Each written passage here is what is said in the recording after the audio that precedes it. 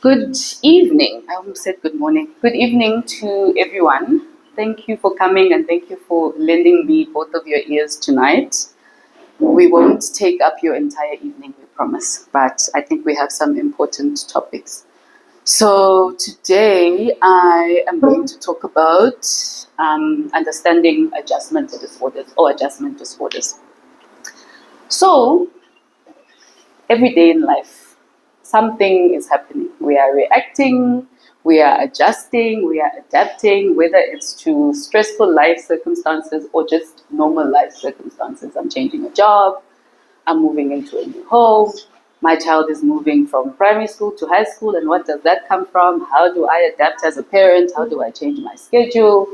It's part of normal life.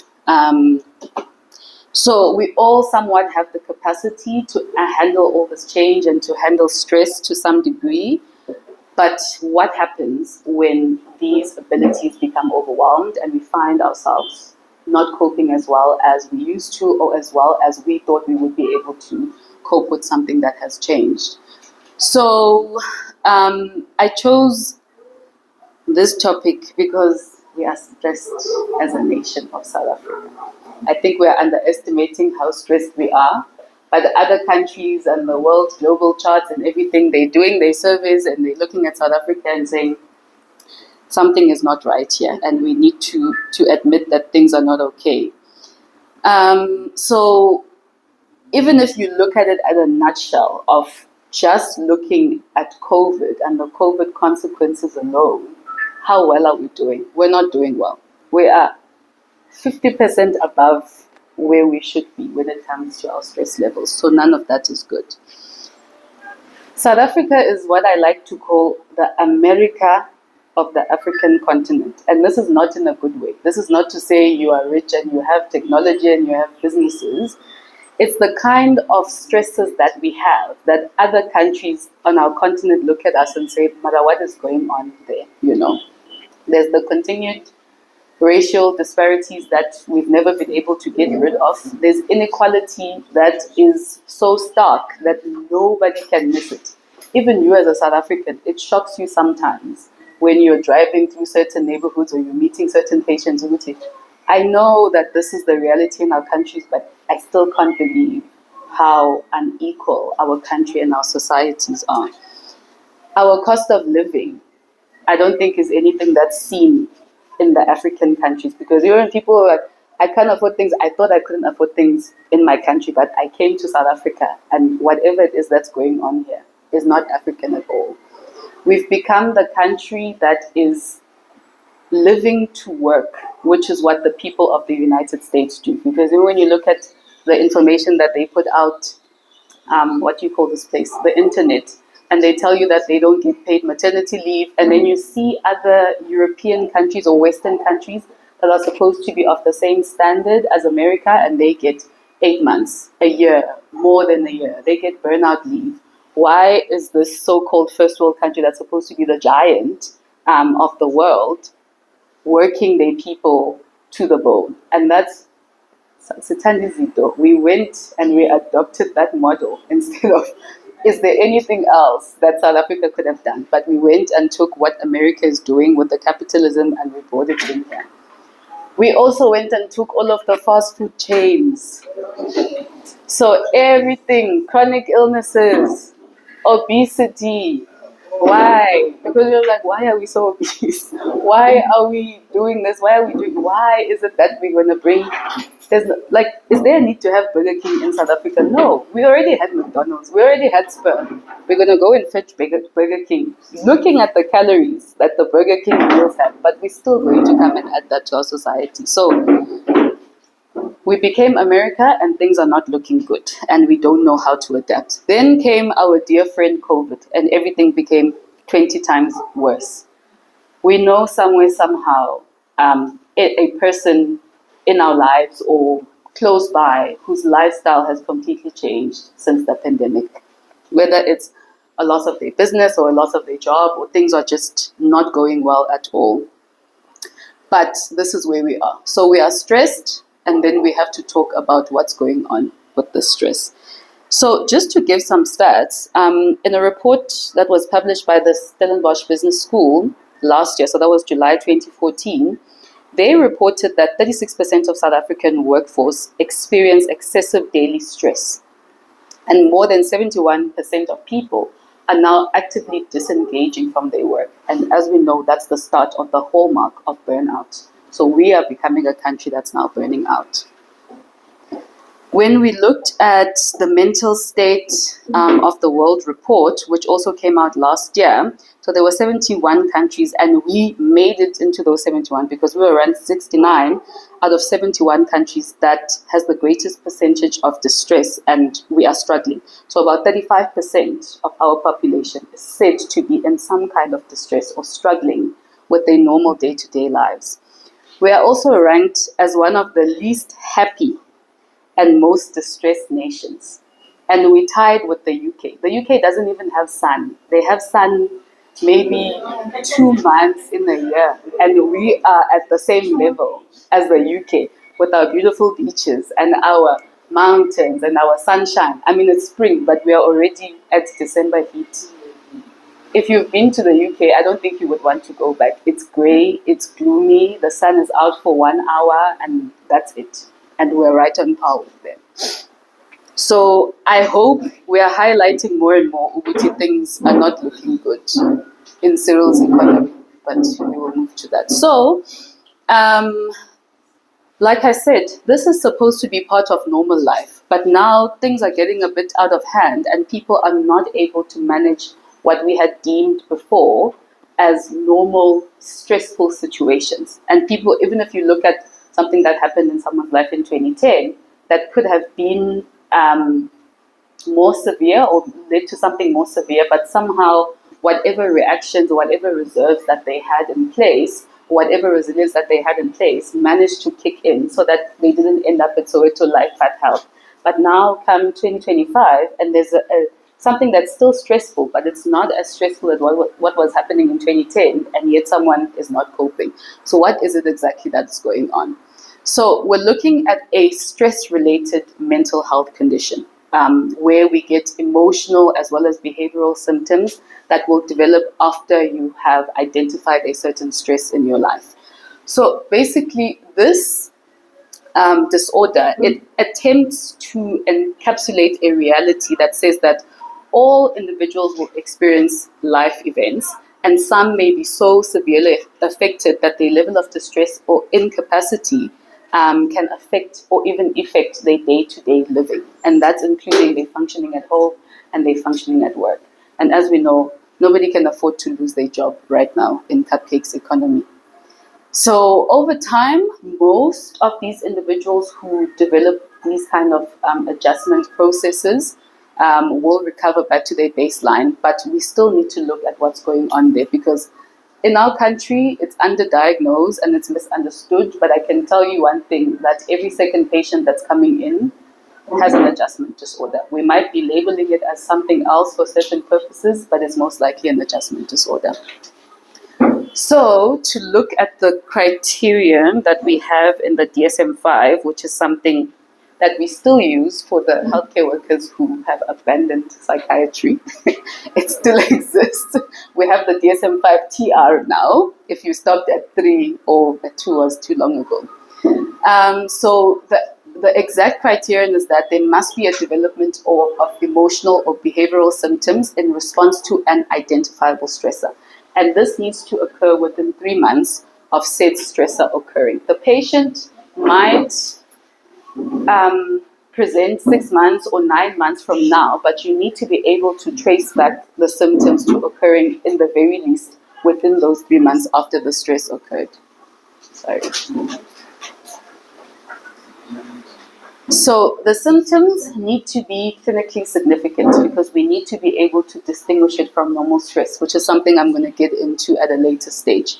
So clinically significant, what are we talking about? Does the patient have marked distress? When you're looking at them, do they have symptoms that are distressing and causing some kind of havoc in their lives? You obviously need to take into regards the context as well as the patient's cultural background, because what's happening to me is not the same thing that's going to be happening to Where do the rich people live? Go Johannesburg. Somewhere where it's a completely different demographic. They're going to be looking at that differently. So there needs to be significant impairment. There needs to be a change in the way that the patient was functioning, whether it's in the social context or whether it's at work, which is what we normally see, is that people come in because they are not coping at work. And before anybody notices that there's something going on, let me go and see a doctor. So the stress-related disturbance must not meet a criteria for any other mental health disorder. This is different to any other psychiatric disorder that is in the DSM, because usually this part they will specify to say that if a patient has, how can I put it, schizophrenia, then they should not meet the criteria specifically for bipolar or specifically for this. But this one is saying they should not meet the criteria for any other mental health disorder, because then it cannot be said that it is adjustment disorder. This being quite a problem, again, I'm going to discuss the challenges with this diagnosis in depth later on. So yes, so it's that, and then it's also not normal grief, because South Africans are also dying, and they're dying young, so it's something that we also need to look into. I didn't crop this well. I thought I was good with technology, but there is a criterion E that is now not on the slide, which says that the stressor and its consequences need to resolve within 6 months. So by definition, if the stressor resolved, its consequences need to be gone within a 6-month period. If they persist within a 6-month period, but whatever it is that had caused the change has been resolved, then we are looking at something else, or maybe we have progressed to another disorder. So it also has subtypes. The first subtype that has been cut off is with depressed mood, and so they predominantly they will have low mood or tearfulness or just feeling very hopeless because of the situation that has happened. And then the second subtype is with anxiety. What we see mostly is worry, because obviously if you've lost your job, there's no way you're not going to start worrying about the future. If you have now been diagnosed with a chronic medical condition that you have to manage your whole life, you are going to be worried about the consequences, what this means to your health, to your family, to your finances, and so on. What I am seeing in practice the most is a mixture of the depressed mood as well as the anxiety, that people come in with depressive symptoms as well as symptoms of anxiety. There's also disturbance of conduct, which is not as common. And then a combination of emotions and conduct, or something that is unspecified, where you see that something is wrong, but it's not fitting neatly into any of these subtypes. So it's either acute or persistent, which is also chronic. So acute means that the specifier can be, it's used to indicate that persistence of symptoms was less than 6 months, but for chronic, it's more than 6 months. Now remember in the definition I said that if the stressor terminates, then its consequences or symptoms must end within 6 months. So now, if it's beyond 6 months, that usually means that the actual stressor is also ongoing for more than 6 months, which means that the consequences will follow suit. I hope everyone is understanding the definition. I just put the ICD-11 here, but it's pretty much the same. It's just that they will specify the certain symptoms, and they want the patient to be preoccupied with whatever it is those symptoms that are happening are. I don't think that's actually what we see in practice. So globally, we're putting it around 5 to 20% of the outpatient setting. That's our prevalence rate, but it's not a well-studied condition. Definitely not in South Africa or the African continent. But even globally, there's a lot of research that still needs to be done. But in the USA, which we are following that USA, they are seeing a rise in their numbers. So this underdiagnosed that we are seeing, they are slowly switching to that. More and more of the patients coming into the emergency departments who present with self-harm actually end up having more of an adjustment disorder than the other ones that we are used to, which is the depression or the psychotic disorders. So they are sitting at around 32% for now. What I found interesting in that article that we read is that 60% of their burns victims were also showing an adjustment disorders. And I think that's so important, because People are burning. Children are always burning. We have informal settlements that go up in flames in South Africa. But I don't think in my years of practicing Psych, I've ever been asked to come and consult in a burns ward to see what it is that's going on there with mental health. And they're sitting at 60%, which is incredibly high. It's becoming more common now in the primary health setting in the US. Higher prevalence in adolescents and women, but that is true for everything health related except prostatic cancer or benign prostatic hyperplasia, because men don't present, and I highly doubt that the first thing they're going to start presenting for is a mental health condition. So until we see those stats changing in other medical conditions, we're probably just going to have to sit back as psychiatrists and watch and see what happens. So in SA, it still remains very underreported.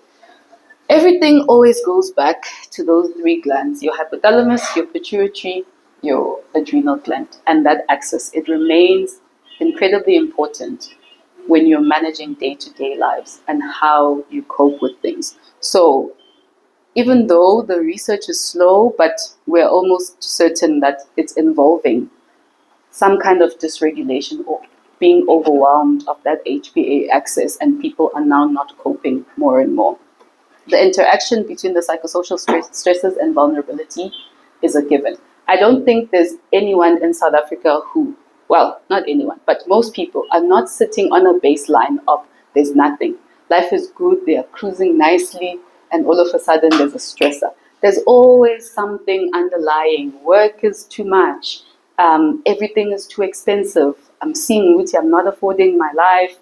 There's some kind of relationship or relational, there's always something. So most people are already sitting at a point where their defenses are not at 100%. There's some kind of vulnerability, and then this huge or much bigger stressor comes in, or maybe not even that big, but already because of the level of vulnerability, it hits too hard, and whatever it is that was remaining is not enough to actually cope with the new thing that's come in. So that one is, we're trying to basically map out the processes of what is going on, what is causing this adjustment disorder.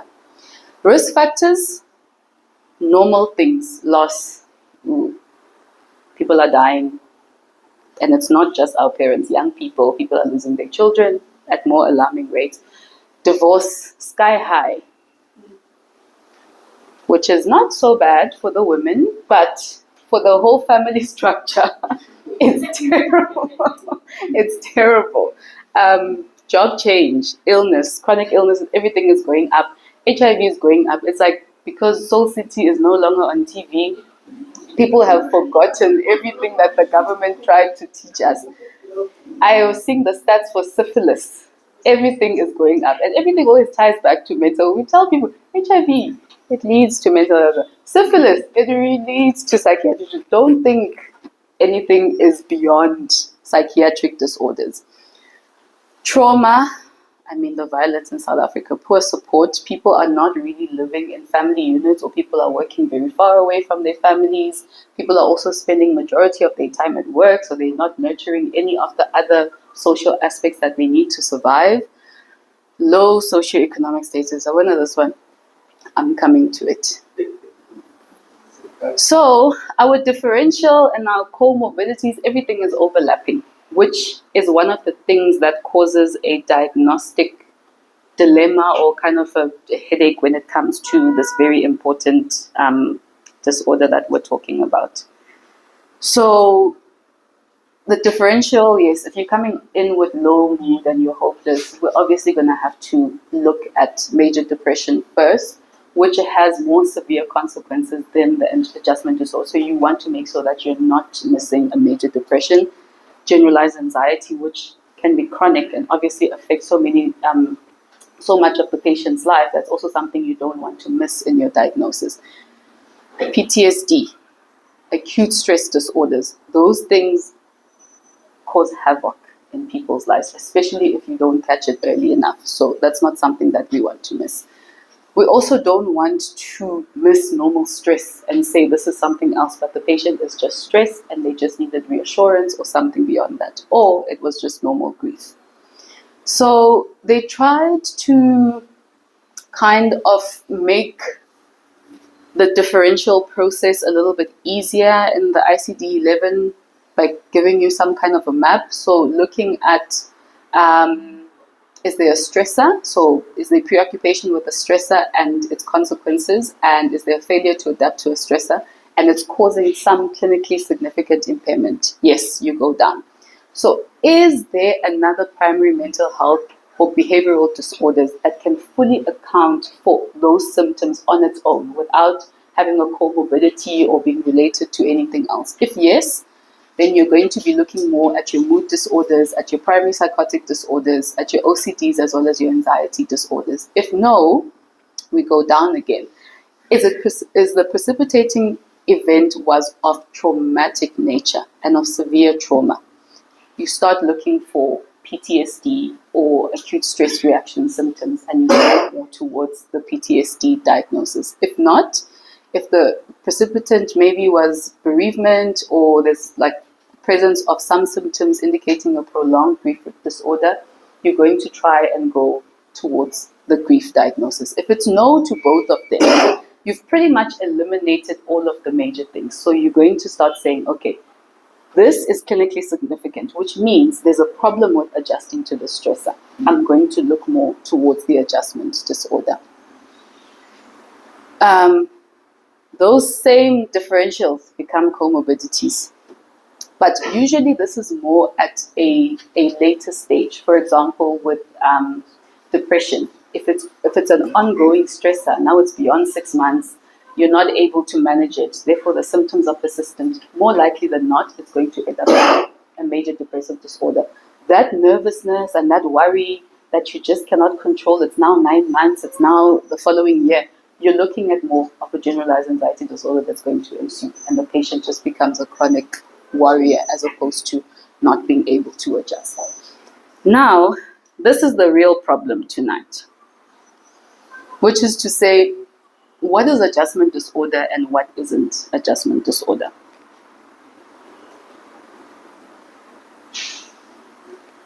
Let me just drink some water, sorry.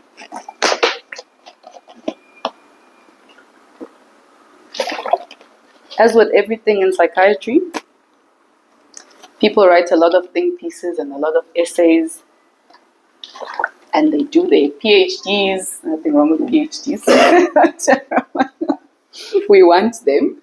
But it's just one of those parts of medicine where things are never black and white. So obviously there's going to be so many opinions. So there's a lot of criticism when it comes to this diagnosis. The main one being its failure to differentiate it from normal adaptive stress. What is pathological and what is normal?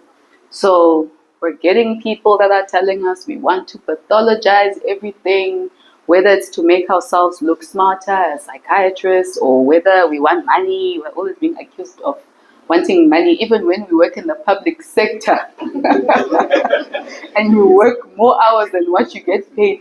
The doctors just want money. Poopy. So there's been a lot of questions about whether we are now making everything a pathology when it shouldn't be, even when it comes to grief.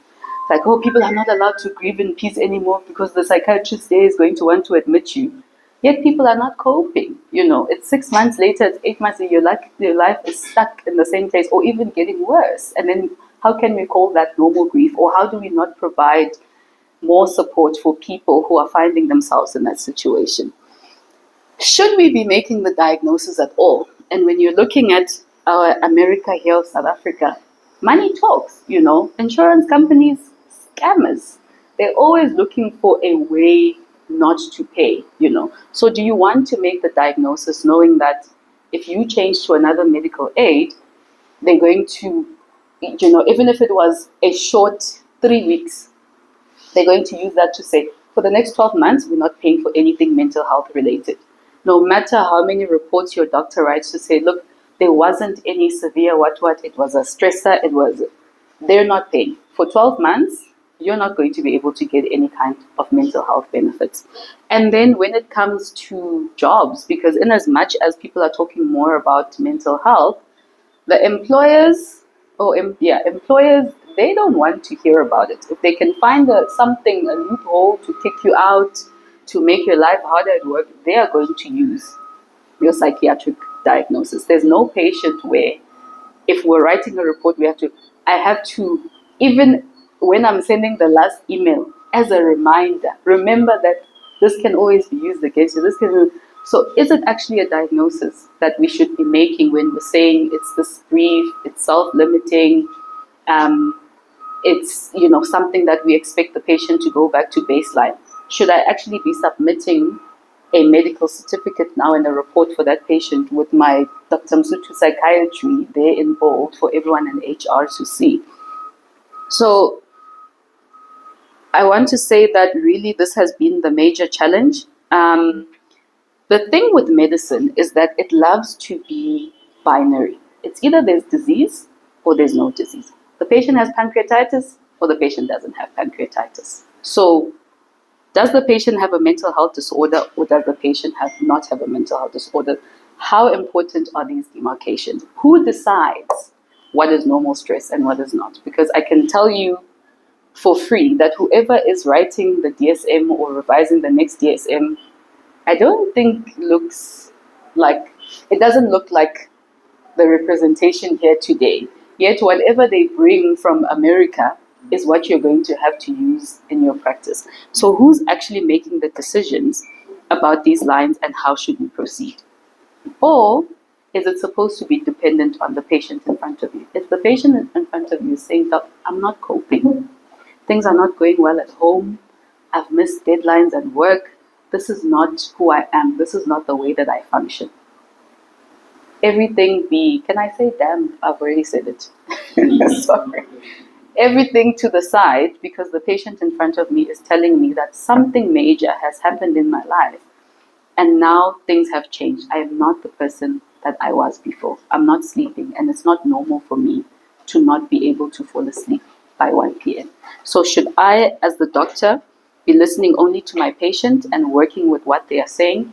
Or do I need to think about all of these people who are telling me, stop pathologizing, let people be, what else do we do?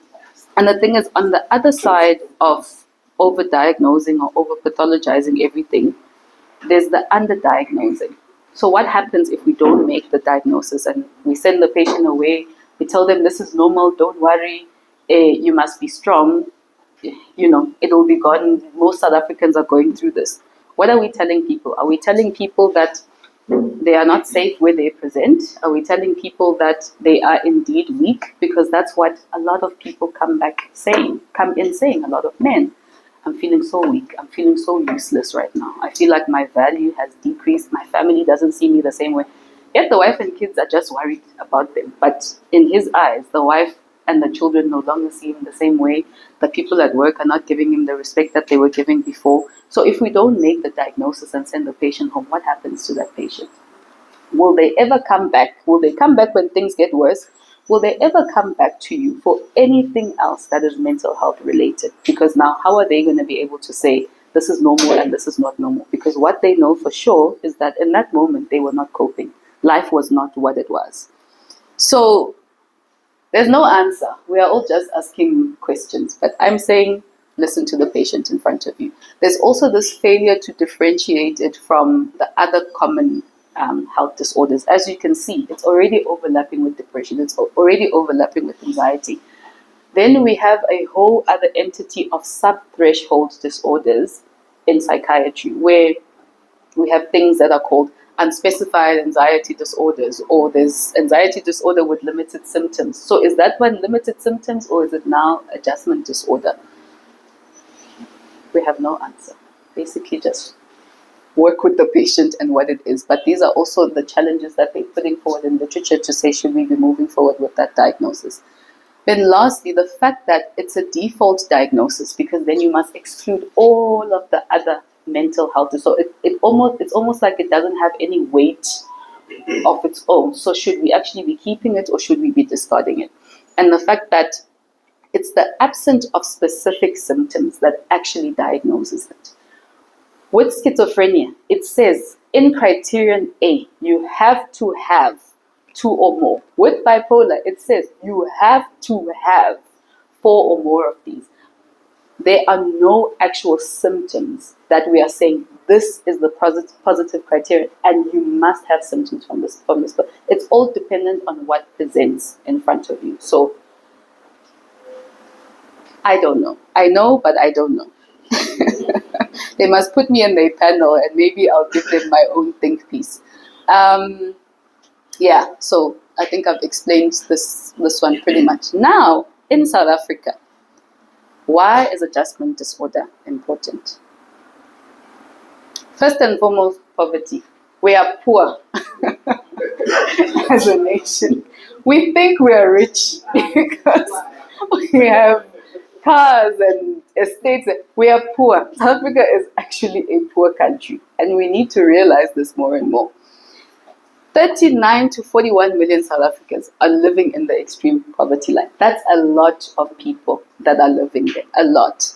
There's something that is called the food poverty line, which as of 2024, they have said is 796 Rand per person, per household, per month. So basically, this food poverty line is the amount of money that each person in that family needs in order to meet the daily energy requirements that you are taking in orally per day.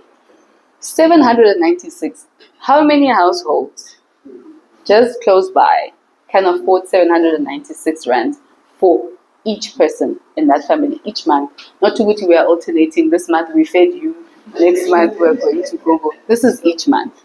So the stats that came up in 2024 said 25%, 13.8, that's 25, that's a quarter of South Africans that are living below this food poverty line. And this is called extreme poverty. This is extreme poverty. And you can imagine, where are you going to buy the fruit? Where are you going to buy the vegetables? And the doctors are telling you, oh, when are you need low GI? When are you lactose intolerant? And you are. So you can't eat this and you can't. Who's going to afford that oat milk for you? Where are you going to get your calcium? This is a growing child. 796 Rand. You already don't have that. I cannot stress enough, Gutiwe, how poor a nation that even when this thing that we called the middle class, that was the biggest scam. Because we took that from America. This middle class is non-existent. You are basically living off of a capitalism concept to say that the harder you work, the more you can afford. So now you're thinking, because I'm working hard, most people cannot afford their lifestyles. People are not affording their lifestyle. And 90% of people in the middle class are one missed paycheck away from poverty. People don't have savings. You don't get paid one paycheck. You don't even have money to pay for your car, something that you can just quickly take from your savings, make sure that your bond and your car goes through. Everything is going into arrears just by missing one paycheck. But we are just happy to be called middle class. Anyway. I'm just saying. But then what does poverty in South Africa is obviously linked to all of this. Unemployment. People are so hopeless. There's so much despair among South African youth. And this is it's no longer about education. Education is still the one thing that might get you above that food poverty line.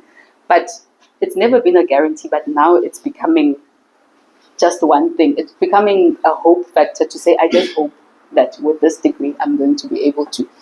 Unemployment is sitting at 33%. I repeat, we are poor. We are so poor. The youth, this is almost 50% of young people who are unemployed. Obviously, they're going to turn to drugs. Obviously, they're going to become violent people who are now traumatizing the nation because they're hopeless. I worked so hard, or I tried, or something. Nothing worked out. So everything is going to go up. We're seeing the high exposure in violence. Domestic violence, I mean, guys, it's heartbreaking, honestly, but 30%. Children who have now been brought to the police stations for crimes to be reported, 45% of those were violence related. This is now assault, common assault, or assault with the intent to do grievous bodily harm in children. It's no longer just go and fetch the stick or go and, it's extreme violence now. And it's from the household. You're going to think it's coming from the street. It's from the household and the people who are doing the parenting. There is, this one got merged together. But basically, the third thing is the family disruptions there. The divorce rates are going up. 43% of children are living with mothers alone. And it's only 33% that are living with both parents. And unfortunately, we see it so much in practice that when the parents get divorced, the father divorces the children as well. Gone. The children must fend for themselves. The boys are distressed. The girls are distressed. Everything, their life was already going to change so much coming from a two-parent household, and now they have to navigate that. And now one parent is completely absent. Children are not coping with that. They're really not. Migration. This is both South Africans and non-South Africans, because people, in as much as they know that Johannesburg life is hard, they're still moving from the rural areas because there's still that hope that there's something that I'm going to find there that's not there. The numbers are going up when it comes to the immigrants in South Africa. And in as much as we have Operation Dudulas and everything else, but if somebody is now psychotic and violent and causing havoc and assaulting people, that person is going to need to come into the hospital setting, and you're going to have to treat them. I think one thing that has now been mapped out, and we need to do the proper studies, that they're finding that there were certain population groups that had more resilience than others. Like, for example, Ethiopians and Nigerians almost move in packs. So, and whenever they move, there's always someone in that country who is going to help or is going to receive them, or there's some kind of community. Whereas the Southern Africanness, which was more the Zambians as well as Southern Mozambique, Zimbabweans, there's another country, but they move more solo because it's close to home, you can just go across the border. And so they were the ones who were previously more vulnerable to the mental health disorders because they're alone, they have no support. But now we're finding that the Nigerians and the Ethiopians are also cracking under the system or whatever it is that's going on. And we're seeing more mental illness in these population groups that were previously so resilient. So basically everybody's in trouble. Everybody's in trouble. And this migration is going to lead to housing insecurity. There's an informal settlement springing everywhere and every time. But also the mental health stigma that's still causing a lot of health issues because we're delaying treatment, and obviously people presenting late, the longer the symptoms are there, the harder they become to treat. How am I doing for time? I feel like I've been talking for so long. Ne? How many more minutes? Yeah. But so the actual part that I wanted to highlight was where we are as a country, because where you think we are, it's not, and things are going down. But when it comes to management, I think in a nutshell is to say that you need to consider all these factors. I say treat, but look at the patient in front of you. We can use medication just to help with the distressing symptoms, but the mainstay of management is the psychological or the therapeutic interventions that we want more. I'm not going to go into that. I just wanted, prognosis is much better than the generalized anxiety disorder, than the depressive disorder. So don't wait until a patient gets to that part. I wanted to take us through this crisis or this case presentation because it's an adaptive presentation of a patient that was in Soweto. So it's very close to home about what it is that's going on. But I don't think we have time. So I hope everyone understood and got the gist of what it is that's going on. We all need to get home, so it's fine. We don't have to go through the case. Are there any questions? Oh, I think we're all in agreement. Which we are? We're stressed. We're stressed and we're poor.